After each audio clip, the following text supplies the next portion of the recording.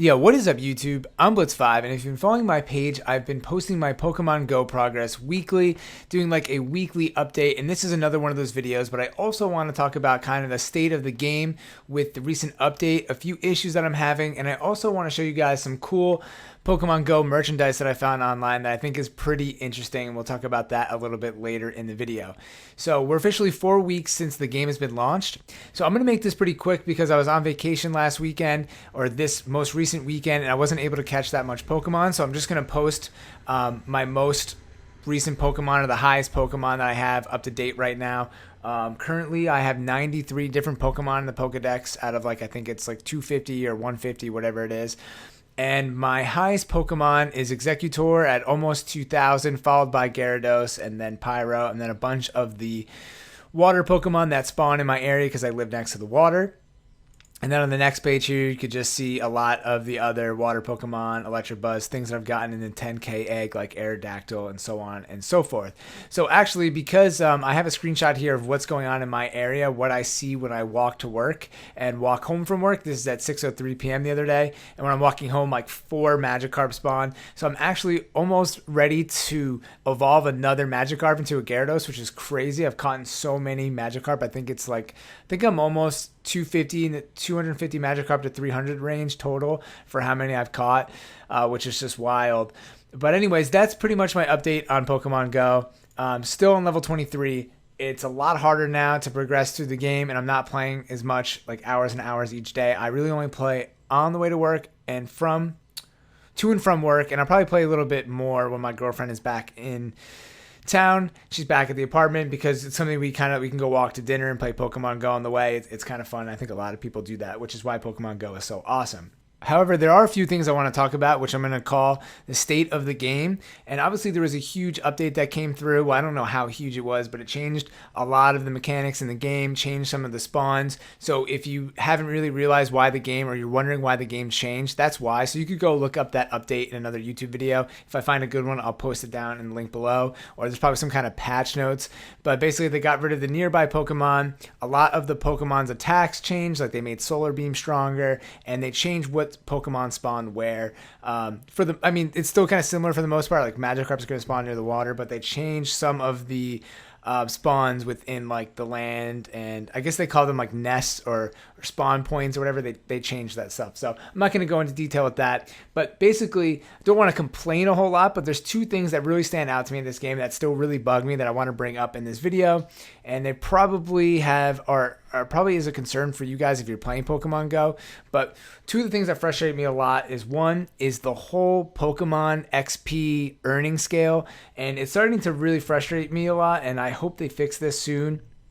Basically, what I mean by this is that, like, on my way home from work, there was a 1300 CP Golbat, and there's no point in me catching it because I would have had to use raspberries and Ultra Balls and all this stuff. I already have a Golbat, and 1300 isn't high enough to be one of my top Pokemon, so I have really no incentive to get it, and it gives me the same amount of points as catching a level 10 Magikarp. So I was going to use all these raspberries and Ultra Balls and all this stuff to catch a Pokemon that I already have, and it's not going to give me anything in benefits. So like, it's not going to benefit me. So that's the biggest issue. That's number 1. So they really need to change that, because now I'm walking away from Pokemon, and I guess it's not the end of the world, but it just seems like the incentive is off, and like I hate running into Pokemon that are around level 1000.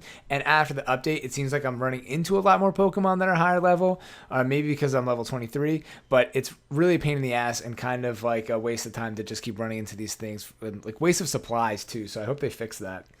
And second, this is nowhere near big of a problem, but I hope that, well, let me say this first. If you've been playing, you've obviously noticed that they changed the transfer button. You can click a button in the bottom right corner, and then the transfer button pops up, which is nice. I like that feature, but I think they need to have a feature where you can select like multiple Pokemon, like 10 Pokemon, and then hit transfer and they all go away. That's huge, and that should definitely be in the game, and I'm almost positive it will be in the game at some point, because I can't be the only person who thinks that way. But a mass transfer button or process would be amazing. And one thing that's awesome about the update, if you guys didn't know this, is if you favorite a Pokemon, you can't transfer them now. It will like give you a warning, or it kind of blocks you from transferring them.